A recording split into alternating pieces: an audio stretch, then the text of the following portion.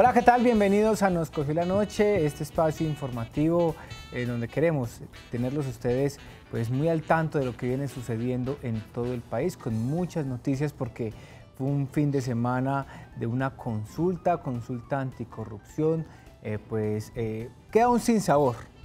Pero antes de hablar de eso, pues quiero invitarlos a ustedes para que nos sigan a través de nuestra cuenta de Facebook Live, nos busca como Cosmovisión, Nos Cogió la Noche Cosmovisión, y ustedes allí pueden hacer todos los comentarios que quieran, participar de todo lo que nosotros estamos aquí conversando en la mesa. De igual manera, pues si usted no tiene Facebook Live, no tiene cuenta de Facebook, pues nos puede escribir a la línea telefónica que en unos minutos va a aparecer acá en pantalla, para que nos llamen, nos cuenten qué tal les pareció esta jornada, si se esperaban ese resultado, si no lo esperaban. Bueno, todo eso, para hablar precisamente sobre cómo fue el acontecer de esta jornada, pues estamos acá en la mesa José Fernando Gil, Miguel Ángel y Julián Camilo, por supuesto, quien les habla de Ubercano, para llevarles detalles de lo que fue esta consulta, esta votación. Compañeros, bienvenidos a Nos Cogió la Noche, a esta mesa y pues creo que todos cargados con mucha información. Sí, señor, aquí iniciamos semana con toda la información,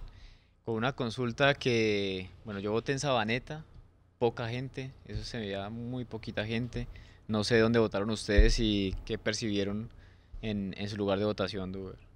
Comencemos por ese dato. Los paisas fuimos los que nos quedamos realmente con el tema de la votación, ¿o José Fernando? Pues nos quedamos, Duber, pero dentro de muchos departamentos. En realidad la consulta pasó en 11 departamentos del país y la capital. En los otros no alcanzó el umbral mínimo. De todas maneras, como usted lo dice, por lo menos donde yo voto había poca asistencia, Sí, muy poca asistencia de gente, pero hubo un hecho que es fundamental y que yo por lo menos no se lo he escuchado a nadie. La votación iba camino a ser muy baja en la mañana hasta prácticamente antes de que el presidente Iván Duque asistiera a las urnas. Si usted mira, el Registrador Nacional de la Nación hablaba de que hacia las 11 de la mañana habían votado 2.400.000 personas. Eso a pocas cuentas quiere decir que sobre el final de la jornada habrían votado 6, 7 millones de personas. El presidente de la República vota a las 10:22 de la mañana, si no me equivoco, y después de eso se presenta una reacción en general de la gente y empiezan a asistir a las urnas. Uno pensaría que sobre todo sobre el final y llegando al límite muchas personas se acercaron y se llega a esos 11.672.000 votos, que es una cifra bastante alta. No se llega al umbral mínimo de una tercera parte. Hay dos lecturas. Uno, por un lado, mucha votación, porque es cierto, 11.670.000 votos no los ha sacado ninguna persona en el país, pero los 12,5 millones que se pedían era que 1 de cada 3 colombianos votara por la consulta. Casi se llega.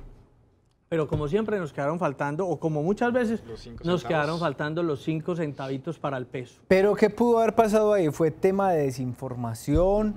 ¿O de pronto fue tema de confusión?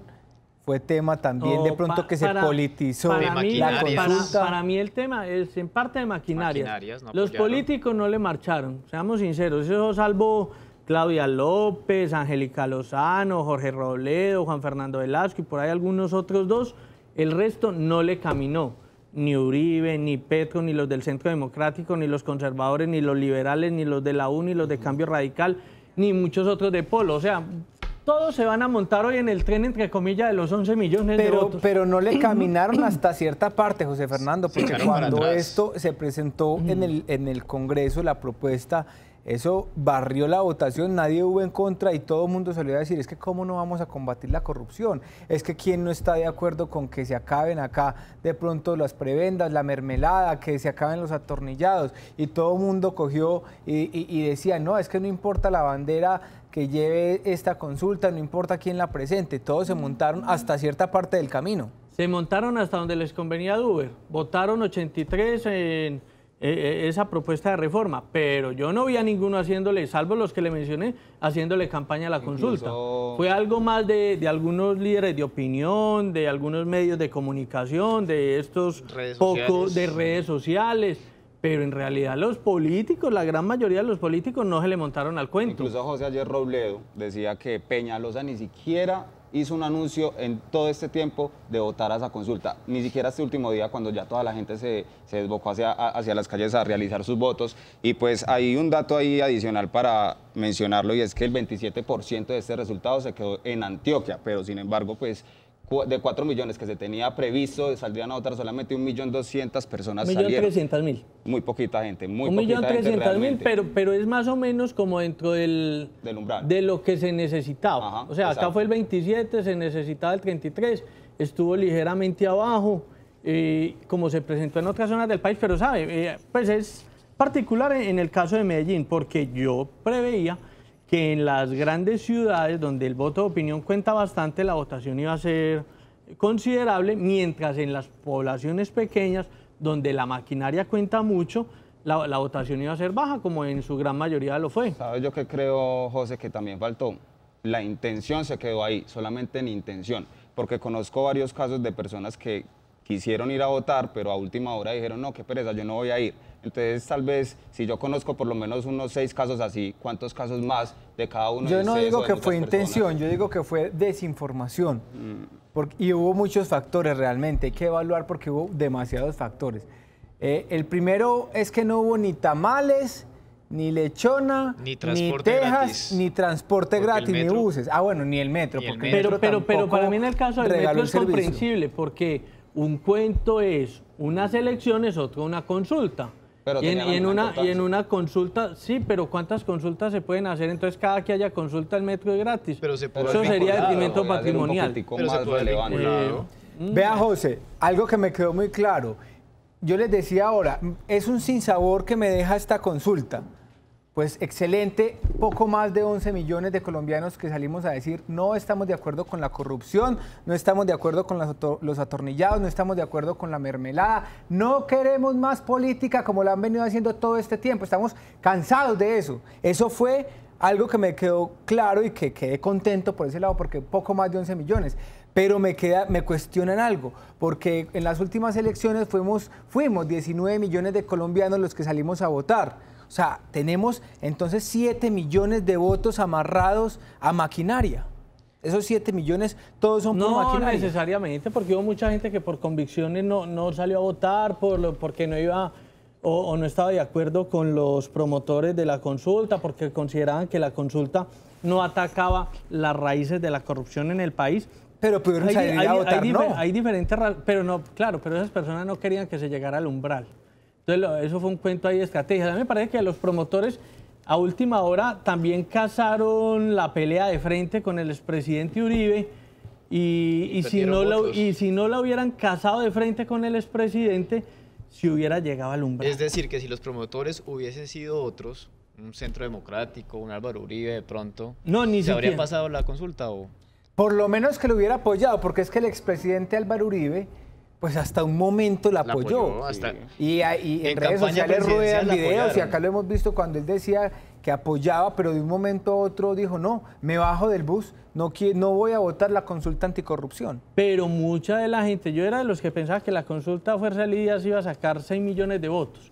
Y el domingo, tanteando con algunas personas, muchas de las que tradicionalmente votan por las preferencias del expresidente Uribe, la gran mayoría de ellas me decían que iban o ya habían asistido a votar la consulta anticorrupción. En ese momento dije, uy, carajo, la votación no va a ser de 6 millones, va a ser mucho más alta. La verdad me sorprendió porque con mucha más alta tampoco pensé que iba a llegar a los 11.600.000 votos.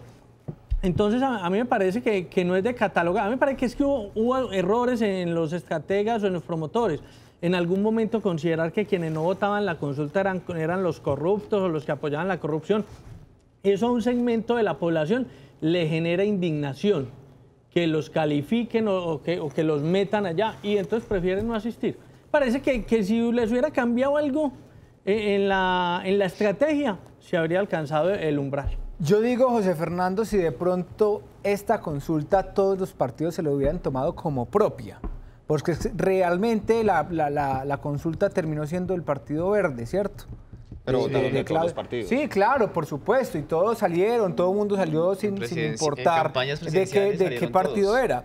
Pero quien le estaba haciendo la fuerza en realidad era Claudia López, Angélica Lozano, Antanas Mocus, Jorge de pronto Rolero. por allá Sergio Fajardo medio habló, pero se bajó muy del bus para desde mí el ese es comienzo. otro de los perdedores. Pero a mí que Otro. ni Petro, ni Fajardo, ni todos esos partidos que le Lo que mencioné pasa se es que vayan a montar al tren. tampoco le porque convenía. no le hicieron campaña. Tampoco, por ejemplo, en el caso de Gustavo Petro, tampoco le convenía a la consulta que él se pegara a la consulta a hacerle promoción, porque recordemos que la votación estuvo bien partida y si Gustavo Petro se acercaba de pronto a la consulta, más se polarizaba, entonces eran votos que perdía la consulta. Yo creo que fue algo estratégico, por un lado y por el otro, no sé, así Pudo lo ser puedo estratégico, pero de interpretar todas yo. maneras no se le vio esa voluntad clara de apoyar la consulta anticorrupción, ni a él, ni a Fajardo, ni a los partidos tradicionales.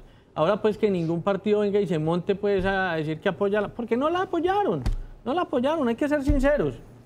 Eso es voto ciudadano, voto estudiantil, voto de opinión, la gente indignada con la corrupción y demás, pero los partidos bueno, mucho menos. No sé, es el sinsabor que queda en las calles también. Hay mucho indignado porque si bien se sacó una votación alta, pero también la gente en las calles queda ahí como cuestionada. Dice, bueno, fue importante la participación, pero necesitábamos los 12.140.000 votos, poco más, para poder que pasara. O sea, fue algo importante. Fue un campanazo que se le dio a los políticos de este país de decirles, los tenemos en la mira, estamos cansados de la corrupción, estamos cansados del mal manejo, pero también se podría interpretar como, bueno, los políticos también de cierto modo deben estar tranquilos, porque si el pueblo no apoyó esta consulta, entonces podemos seguir perfectamente aquí en lo que veníamos haciendo plata, haciendo lo que queramos con los dineros públicos, con la corrupción, robando y haciendo hasta para vender. Duber, pero ¿sabes? Yo soy de los que pienso que a los corruptos poco les importa la cantidad de personas que salgan o no salgan a robar. Ellos no, a ellos eso les importa 5 centavos. Y otra lectura que se puede hacer de la consulta, es muy importante la cifra, 11 millones, más de 11 millones y medio de votos, pero ¿qué pasó con los otros 25 millones de colombianos? Es que hay 25 millones de colombianos que no votaron la consulta. Pero es que no, José, no podemos demasiado tampoco, alta. no, esa cifra hay que mirarla con lupa, porque recuerde que hay niños, que hay adolescentes, porque somos 50 millones. No, Por eso, pero 25 millones potencial habilitados electoral. para votar. Casi Ah, 30, bueno, ya, exactamente, casi 30. ¿Dónde está ¿Qué el pasa resto? con toda esa gente? No les importa. No les importa, no. Sí, el no, es que deberían votar, así sea votar por el no, pero debieron sentar su voto ahí para saber qué estaban pensando. Miguel Ángel, ¿qué dicen las redes sociales? ¿Qué dicen todas las personas que nos siguen a través de nuestra cuenta de Facebook Live? Muchos dicen que no hablemos tanto de Uribe porque Uribe no es único el causante de que no haya pasado la consulta. Se habla también que faltó más apoyo, que faltó más publicidad y que también, como decimos nosotros, faltó más vinculación de los otros partidos para que hubiera resultado los más de 12 millones de votos.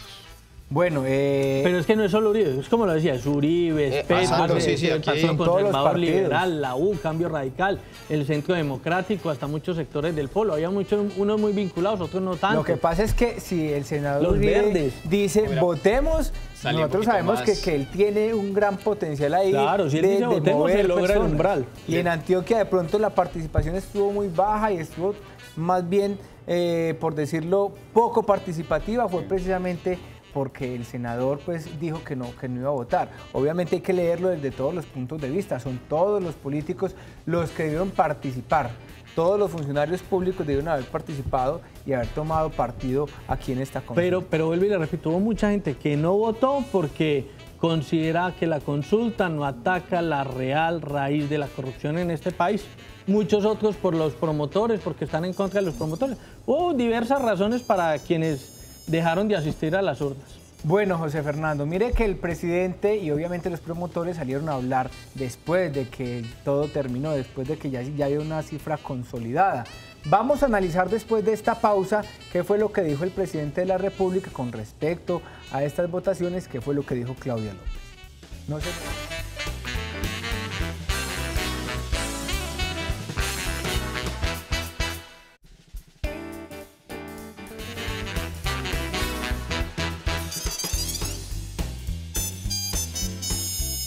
Muy bien, continuamos en Nos Cogió la Noche haciendo un análisis de lo que fueron estas votaciones en Colombia el día de ayer, de lo que sucedió en el aspecto político, las sensaciones, las percepciones, cómo está el ambiente, obviamente, en el país después de lo que sucedió. Que yo digo que el ambiente pudo haber sido algo marcado como a derrota, pero creo que no fue así. Creo que el país hoy amaneció con un ánimo por encima, porque es que nadie se esperaba esa votación tan alta, José Fernando. Sí, Duber, pero hay las dos lecturas. O sea, por un lado, la lectura de la derrota, no se alcanzó el umbral, faltaron menos de 500.000 votos y eso como tal es una derrota. También la victoria. Hay 11.670.000 personas, en la gran mayoría de las preguntas el voto favorable a la pregunta superaba los 11.400.000 votos, salvo la séptima pregunta en todas se superó los 11.400.000 votos, eso es una victoria.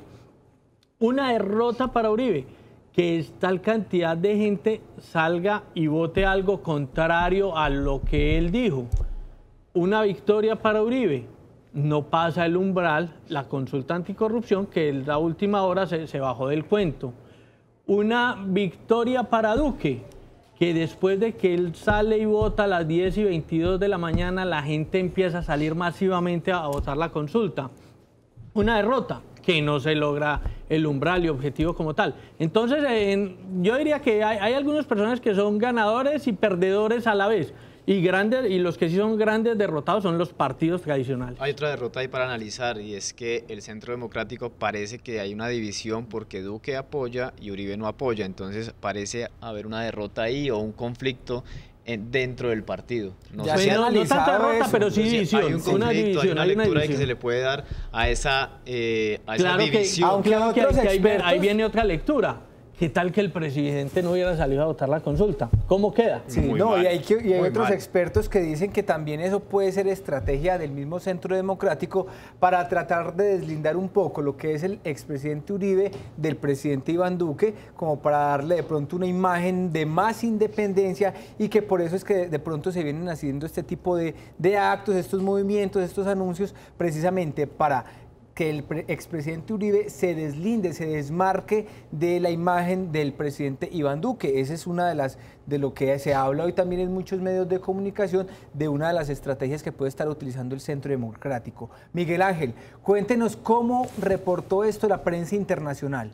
Algo que hablábamos la semana pasada era cómo iba a quedar Colombia cuando se sepan los resultados ante el mundo. Bueno, le tenemos aquí los medios internacionales lo que reportaron. Fracasa consulta popular en Colombia contra la corrupción, lo tituló el medio alemán Deutsche Welle. El referendo anticorrupción en Colombia no alcanza el quórum, reportó el portal de la cadena británica BBC. El referendo anticorrupción en Colombia se muestra tímido en votos, el diario estadounidense The Washington Post. Y la consulta anticorrupción en Colombia no supera el umbral para ser aprobada, tituló el diario del País de España. También nosotros en nuestra página de Facebook abrimos una consulta, abrimos un sondeo. La pregunta es, ¿Colombia quedará mal ante el mundo después de estos resultados? Pueden responder sí, no o no afecta. Pueden ingresar a nuestra página en Facebook para que den su opinión. ¿Sabe, Robert? De entrada, yo pienso que sí quedamos mal, pues yo por lo menos considero que sí quedamos mal ante el mundo porque quedamos como Colombia. Tenía una consulta para combatir la corrupción y no la aprobó. Algo similar a lo que pasó con el plebiscito. Los colombianos quieren un proceso de paz con las FARC, que se acabe la guerra, y no pasó. Entonces estamos quedamos mal, ya son varios aspectos. Yo creo que nosotros somos los mismos responsables de hacer ver esta cara ante el mundo. Si nosotros como ciudadanos, como colombianos, hacemos valer lo que allí estaba y pues de alguna u otra forma sacamos a pecho ante la situación, esta cara mala ante el mundo no se expandría, pero yo creo que nosotros somos los culpables de eso mismo también. Pero esa es la lectura que se debe estar haciendo en los diferentes países del mundo. Efectivamente están de acuerdo con la corrupción, efectivamente estaban de acuerdo en la guerra con las FARC. Lo que pasa es que hay que ir también a la minucia del por qué, por ejemplo, en su momento el plebiscito no lo aprueban y por qué la consulta no la aprueban. O sea, porque una es la lectura que se hace desde afuera, a grandes rasgos por el resultado, y otra, el análisis específico del por qué se da el resultado. José, pero si vos te pones a mirar los diarios locales, todos también están hacia ese punto, hacia que preferimos la corrupción a que se hubiera firmado bien esos 7 pasos de la consulta. Y esa es la lectura que también le pueden hacer los corruptos al asunto, aunque vuelvo y pienso, a los corruptos eso les importa 5. Pues Ellos bueno. están detrás de su negocio y los políticos la misma cosa. Y tristemente, hoy fueron casi 12 millones de votos que se pronunciaron de una manera que lo importante es que en las próximas elecciones, en las elecciones alcaldías y gobernaciones que vamos a tener en 14 meses, y en las próximas elecciones a Congreso, voten bien, voten por personas transparentes, por personas honradas. José Fernando, Y mire. eso es lo que a veces, esos son como los paradigmas que se dan en nuestra sociedad. Salimos a votar toda la consulta anticorrupción, pero después salimos y votamos por los Por el que no es. políticos corruptos al Congreso y a las alcaldías y a las gobernaciones y demás. Mire, el presidente Iván Duque, al finalizar pues estas votaciones, cerca de las 8 de la noche, hizo su pronunciamiento en las cadenas nacionales. Tuvimos la oportunidad de analizar un poco lo que fue el discurso que dio el presidente y se los vamos a mostrar aquí por partes para que tengamos la oportunidad también de analizarlo con todos nuestros televidentes, de cómo se tornó el lenguaje, de qué habló, de cómo habló precisamente contra la corrupción. En una primera parte, el presidente de los colombianos lamentó profundamente que hubiese perdido esta consulta y obviamente que no se hubiese alcanzado el umbral. Mire, esto fue lo que dijo.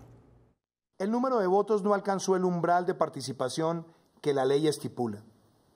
En la democracia, las reglas son ciertas, pero los resultados inciertos. Quiero felicitar a todos los ciudadanos que salieron a votar y a todos los comités promotores que trabajaron en el impulso de la consulta.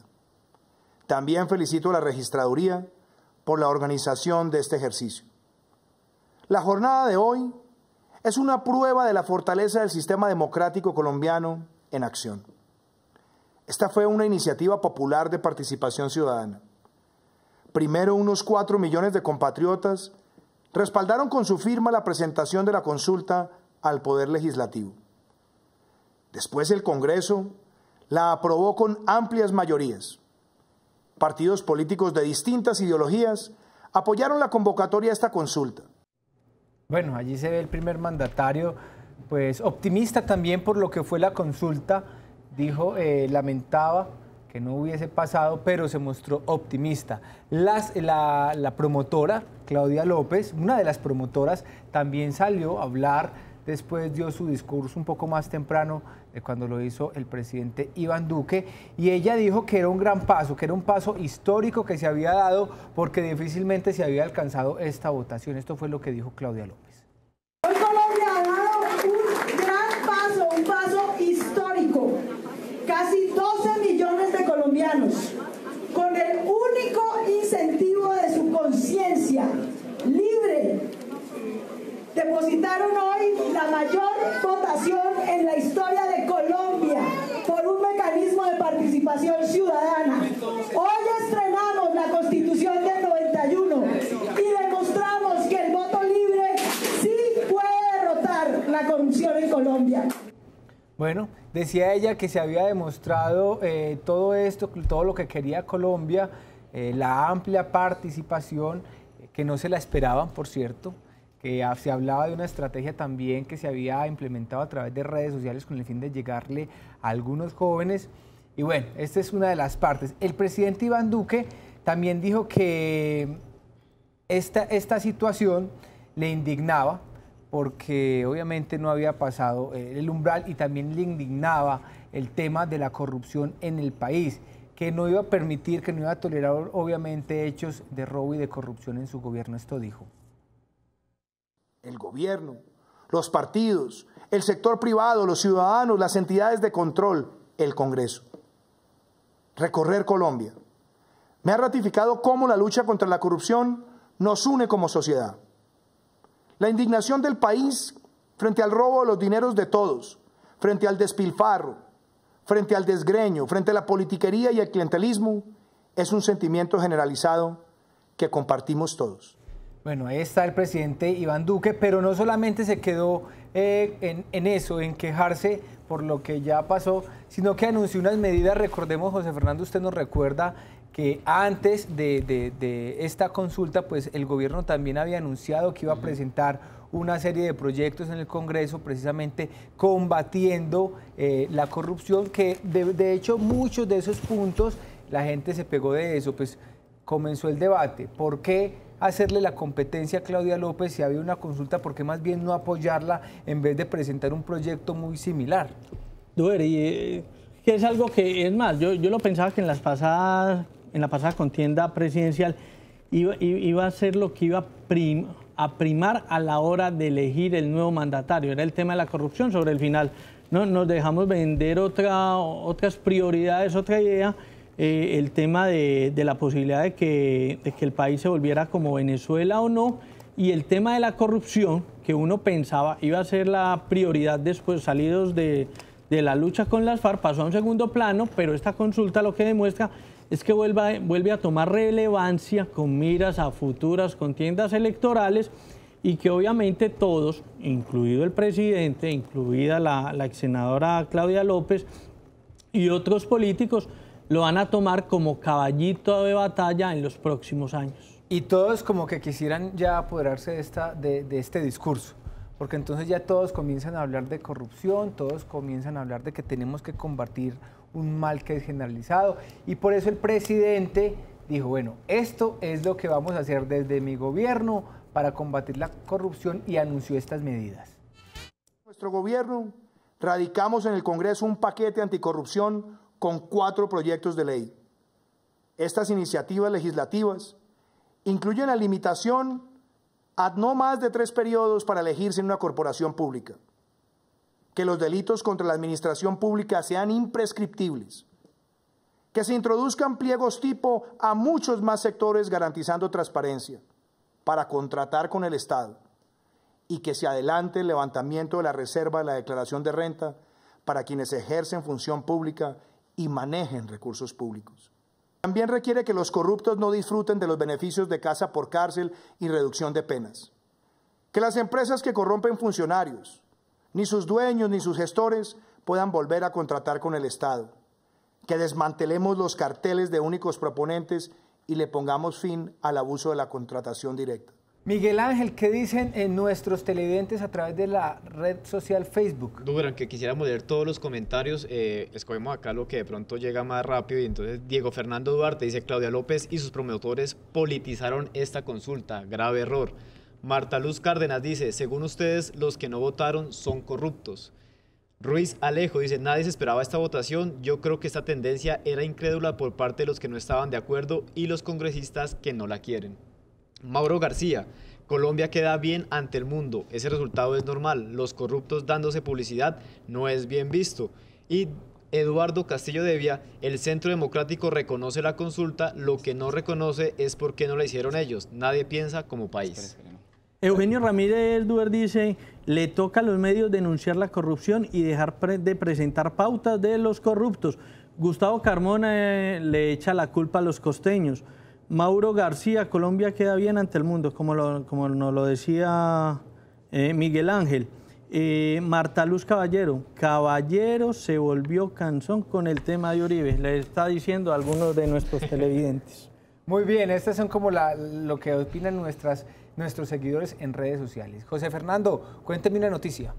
Una noticia, Duber, le cuento, es una noticia deportiva, tiene que ver con la Vuelta a España, etapa hoy, terminó en terreno llano, siguen las posiciones más o menos como venían hasta el día de ayer: líder Kwiatkowski, segundo Valverde, Bukeman séptimo, Nairo Quintana es noveno a 33 segundos, Boulema es décimo a 35, y el resto de colombianos: Rigoberto Urán es 19 a 48, Miguel Ángel López 25 y Sergio Luis Henao 30. Miguel Ángel, ¿qué información nos tiene? Bueno, desde Bogotá, la caravana de la alcaldía de Bogotá, en cabeza del alcalde Peñalosa, cometieron una infracción. ¿Y dónde fue? ¿Cómo Esto fue? En la avenida Cali. Ellos estaban mostrando una ciclorruta, que es la que vemos en estas imágenes. Al lado izquierda está la caravana del alcalde Peñalosa, y se bajó. Esto infringiendo la ley del Código de Policía.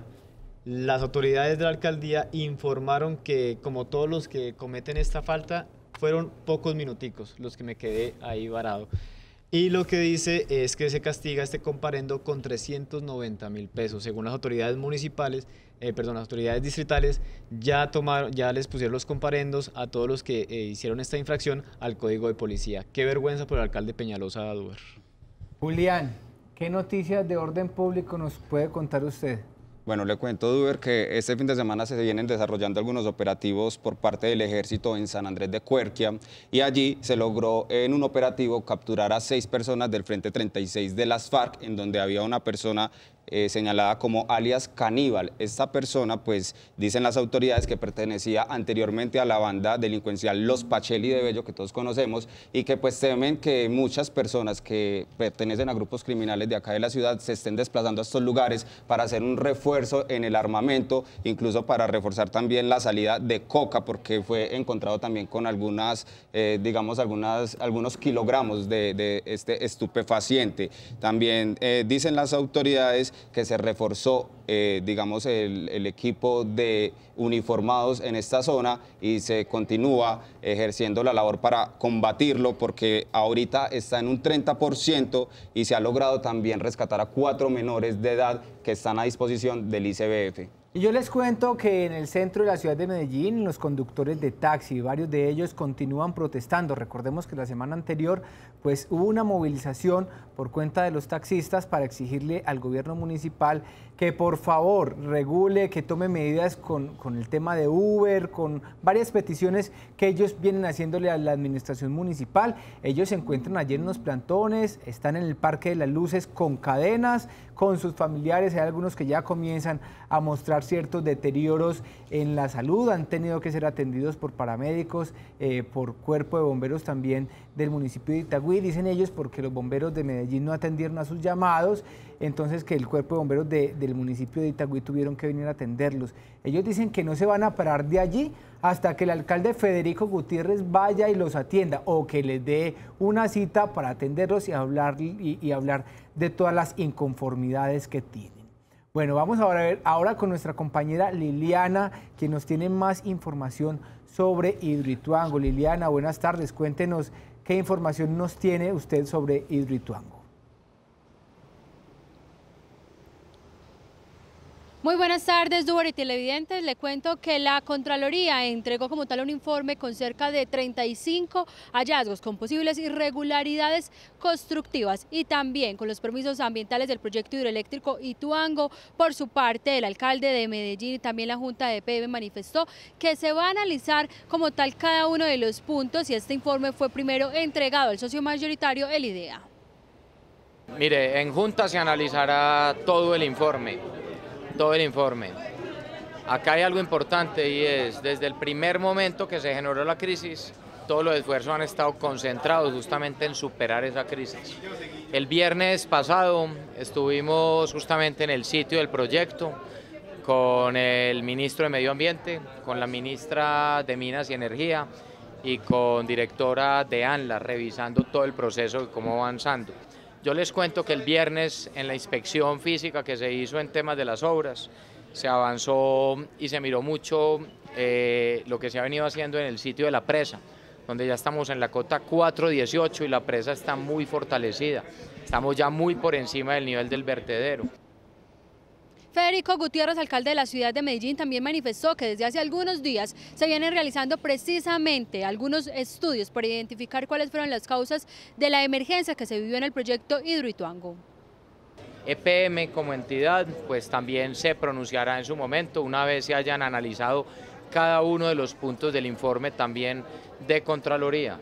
Pero también yo quiero decir que desde hace unas semanas, justamente por instrucción mía, del gerente de EPM y de la Junta Directiva se ordenaron unas investigaciones internas que están además relacionadas también con parte del informe de la Contraloría y en el cual tienen que existir también posiciones claras sobre la empresa y sanciones. El primer mandatario también manifestó que más o menos un mes y algunos días se analizará la posibilidad de cerrar Casa de Máquinas para saber en qué condiciones se encuentra el proyecto. Con esta información me despido, pero continúen ustedes desde estudio con Nos Cogió la Noche. Liliana, muchas gracias a usted. Nuestra emisión de las 5 de la tarde vamos a ampliar esta información para darles más detalles. Y obviamente en nuestro noticiero a las 6:45 de la tarde. Vamos a una pequeña pausa, no se muevan porque tenemos mucha más información que contarles, más análisis. Claudia López, el presidente, y vamos a hablar sobre líderes sociales nuevamente acá en la mesa.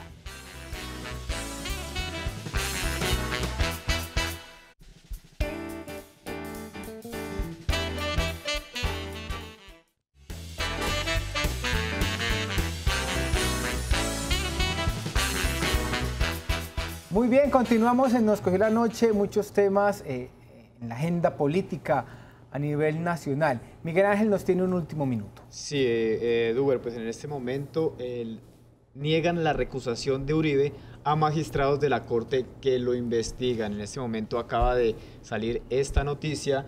Diferentes medios están hablando de que se la niegan, otros dicen que Uribe desistió de esta recusación. Estamos a la espera de ampliar esta noticia, que esperamos ampliarla ahorita a las 5 de la tarde y en el noticiero de las 6:45. Muy bien, vamos ahora con un invitado muy especial. Él es Joan Giraldo, vocero del Proceso Social de Garantías en Antioquia. Les habíamos dicho antes de irnos a comerciales que íbamos a hablar de líderes sociales porque hace algún mes se venía hablando mucho de este tema, los líderes sociales no solamente en Antioquia sino en el país, que estaban siendo amenazados, otros que estaban siendo asesinados, y Julián nos tiene una cifra muy alarmante, muy preocupante antes de entrar con nuestro invitado. ¿Cuál es esa cifra, Julián? Pues, Duber, le cuento que ya van 25 líderes asesinados en lo que ha ocurrido este año solamente en Antioquia y al menos 108 que han recibido amenazas, que se encuentran en estos momentos en proceso para que les brinden un esquema, porque no todos lo tienen, ¿cierto? Entonces queríamos saber, precisamente ahorita que nos acompaña Joan y que ha sido un abanderado de este tema, ¿cuáles las garantías que tienen estos 108 líderes del departamento? ¿Qué les están diciendo? ¿Y cuáles de estos no tienen esquema todavía? ¿Cómo se encuentran? Tengo entendido que algunos están partiendo hacia Medellín para precisamente, digamos, proteger sus vidas. ¿Cómo los están apoyando ustedes y cuál es la respuesta que les está dando el Estado? Pues digamos que primero generar una claridad frente a la cifra, 25 personas según el observatorio de la Fundación Sumapaz, que viene recopilando los datos sobre agresiones a la labor de los defensores y líderes sociales. Segundo es compararlo con el año pasado. El año pasado teníamos, en todo el año pasado, una cifra de 21 líderes o defensores asesinados. Este año ya vamos por 25 y si la tendencia sigue vamos a estar rondeando a los 40 compañeros asesinados este año, y eso es una cifra muy escandalosa sobre lo que está pasando. Este año se avanzó en términos de que la institucionalidad reconociera cuál era el conflicto que había en este momento con líderes y defensores. Así no nos pongamos de acuerdo en cuáles son las razones de por qué lo están asesinando. Al menos ya públicamente no dicen que son solamente líos de faltas y este tipo de problemas. Pero a la par de esto están aumentando este tipo de agresiones. Frente a las medidas de protección que tienen estas personas amenazadas, yo también quería generar una claridad, y es: no necesariamente tenemos que estar hablando de un esquema de seguridad, no necesariamente tenemos que estar hablando de una escolta, de unos carros y de un sistema de seguridad alrededor de un individuo. Creo que más que eso, el Estado debería estar hablando de medidas políticas más efectivas en términos de prevención, porque cuando hablamos de un esquema de seguridad, de entrada ya sabemos que lo están vulnerando, de entrada ya sabemos que tiene un riesgo muy grande y que, digamos, que su lesión o su muerte parece ser inminente. Habría que hablar más de campañas mediáticas, más de mirar quiénes son los líderes y defensores en Colombia. Un poco lo que nosotros poníamos en algún informe de construir ese enemigo interno que se ha construido en Colombia. Casi que ser líder social o ser defensor de derechos humanos en Colombia termina siendo un desvalor, por el contrario de lo que debería ser, un valor democrático, uno de los primeros fundamentos de la democracia o del desarrollo de la democracia en Colombia. Por el contrario, el líder o defensor de derechos humanos es visto incluso desde muchos funcionarios que están presentes en la institucionalidad colombiana como un factor negativo en los territorios, porque normalmente es el líder social o el defensor de derechos humanos quien está ejerciendo posición en su territorio y quien está proponiendo otras cosas, y esto te ha traspolado al común de la gente. El Estado lo que debería hacer es deconstruir eso que ha construido por tantísimos años en Colombia y mostrar que el defensor de derechos humanos, por el contrario, es algo muy bueno, muy interesante en el país, es algo que ayuda a desarrollar la democracia, ayuda a generar confrontación de ideas y ayuda a solucionar los problemas en su territorio. Joan, precisamente este fin de semana hubo otro homicidio, un líder social. Cuéntenos usted quién es, bajo qué circunstancias se presentó este hecho.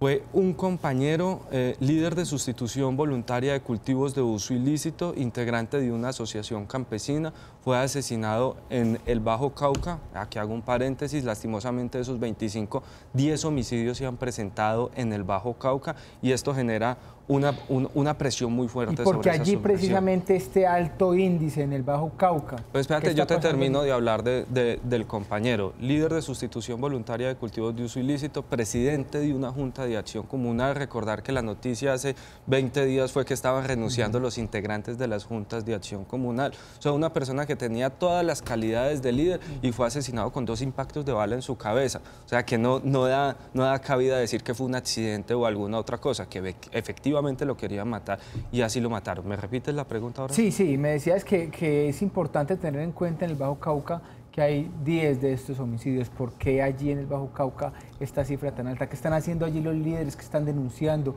¿Quién es allí que se está presentando toda esta ola de violencia? La explicación desde la institucionalidad es que estos homicidios tienen que ver, como muchos en otros sectores del departamento, tienen que ver con asuntos de narcotráfico, con asuntos de solamente un negocio de estupefacientes.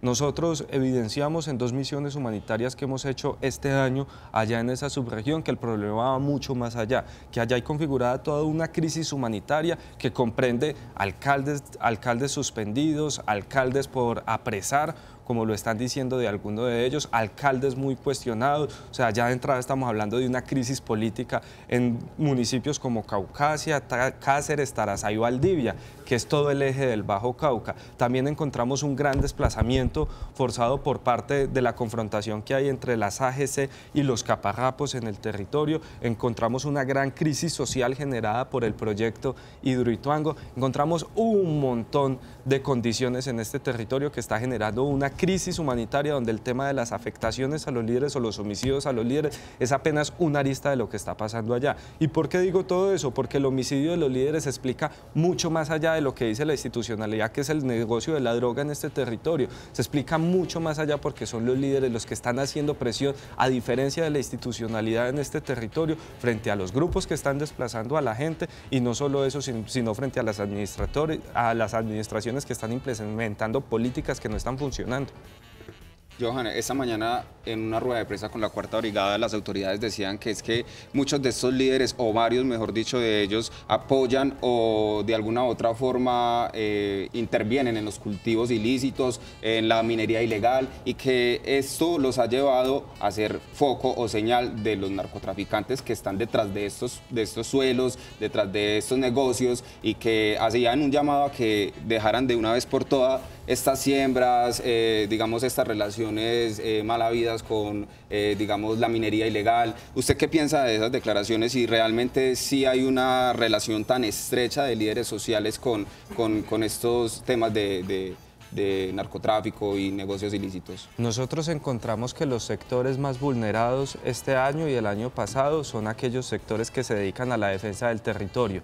Dentro de ellos encontramos los líderes de sustitución voluntaria de uso ilícito, quienes están en asuntos de minería, quienes están por asuntos ambientales y los reclamantes de tierra. Entonces digamos que la explicación sí y no. Sí encontramos una relación directa porque los más afectados en este momento son los líderes de sustitución voluntarias de cultivos de uso ilícito, pero cuando miramos otros sectores, por ejemplo los comunitarios, los integrantes de las juntas de acción comunal, que de ninguna manera han generado una denuncia en contra del narcotráfico en su territorio, también están siendo asesinados. Entonces, pues, digamos que de toda la gama que tenemos de líderes que en este momento están siendo vulnerados, solamente cabrían dentro de esa hipótesis de la institucionalidad los líderes de sustitución voluntaria de cultivos de uso ilícito y los que están en asuntos de minería, que no son la mayoría de todos los que se están vulnerando. La explicación es mucho más allá de eso. Los paramilitares, para seguir en esa misma hipótesis, son apenas el último eslabón de los culpables en los homicidios a estos líderes.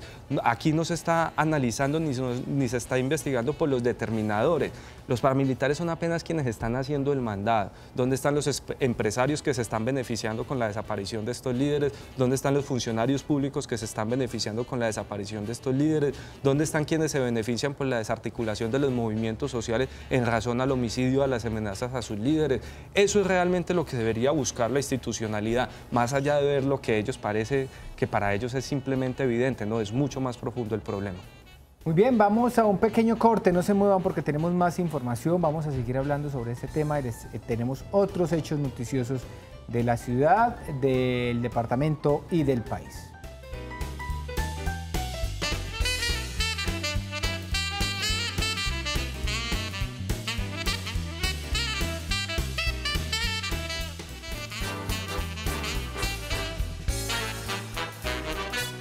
Muy bien, y antes de continuar con nuestro invitado, pues les habíamos quedado debiendo las declaraciones de Claudia López cuando salió ayer después de estas votaciones. Ahorita vimos un primer momento, ahora ya dice también, igual que lo hizo el presidente Iván Duque, sale a decir de que son unas votaciones históricas. Esto dijo.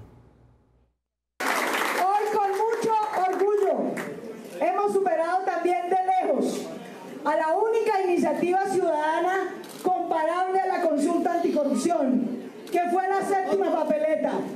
La consulta anticorrupción es hija de la séptima papeleta, que obtuvo en su momento 2.800.000 votos, el 19% de la votación de entonces. Hoy la consulta anticorrupción ha obtenido casi 12 millones de votos, el 31% del censo electoral de Colombia.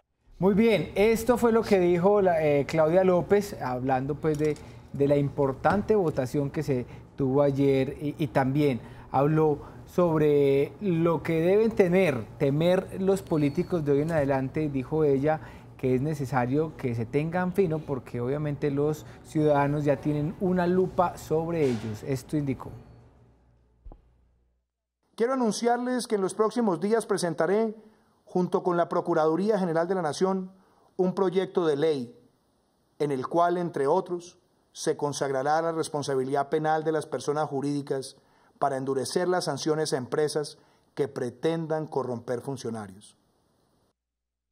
Que el gobierno, que tiene una votación inferior a la que tuvo hoy la consulta anticorrupción, tengan claro que todos los colombianos estaremos vigilantes de que cumplan y aprueben los mandatos anticorrupción sin cambiarles una coma, sin meterles un solo mico, y le den cumplimiento al mandato ciudadano que hoy se ha expresado contundentemente en las urnas.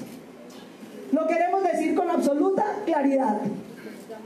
El mandato que hoy la Colombia libre, la Colombia que vota con ciencia, la Colombia honesta, que somos la inmensa mayoría de este país, le ha dado al Congreso y al gobierno un mandato claro: autorreformarse, sancionar eficazmente la corrupción, acabar la mermelada, los contratos a dedo, los privilegios de los congresistas. Esta es la gran ganadora pues de la consulta anticorrupción, y recordemos que en 14 meses hay elecciones a las alcaldías y gobernaciones. Se dice que Claudia López va a ser candidata a la alcaldía de Bogotá, o sea que si capitaliza al menos esos votos en la capital del país, arranca con 2, 3 escalones arriba del resto de candidatos a la alcaldía de Bogotá. Muy bien, José Fernando, pues vamos llegando al final de nuestra emisión. A todos los esperamos a las 5 de la tarde en punto, donde estaremos todos en esta mesa haciendo un análisis más profundo. Tendremos invitados para hablar sobre precisamente lo que fue la consulta, ganadores, perdedores, percepciones, absolutamente todo lo vamos a analizar a las 5 de la tarde. Se nos quedaron muchas noticias engavetadas, pero a las 5 se las vamos a contar. Antes de irme, pues obviamente despedirnos, agradecerle a nuestro invitado Joan Giraldo por su presencia, decirle que están abiertas las puertas de Nos Cogió la Noche para que nos mantenga al tanto de toda la información que viene ocurriendo con respecto a los líderes sociales. Muchas gracias por la invitación y por último insistir, ahora el gobierno viene hablando de una política pública para el tema de líderes y defensores. Nosotros esperamos que esa política pública no tenga que ver con red de cooperantes, porque eso por el contrario le va a generar más problemas y más vulnerabilidades a los líderes y defensores. Debemos hablar más bien de campañas mediáticas para deconstruir ese enemigo y mostrar cuál es el real valor de los defensores de derechos humanos en nuestro país. Bueno, para todas las personas que nos ven a través de nuestra tele también un abrazo gigante, un abrazo inmenso, muchas gracias por sintonizarnos. Un saludo también a Jaime Torres, que nos está viendo, en algún momento participó acá en esta mesa, y a todos que tengan una feliz tarde.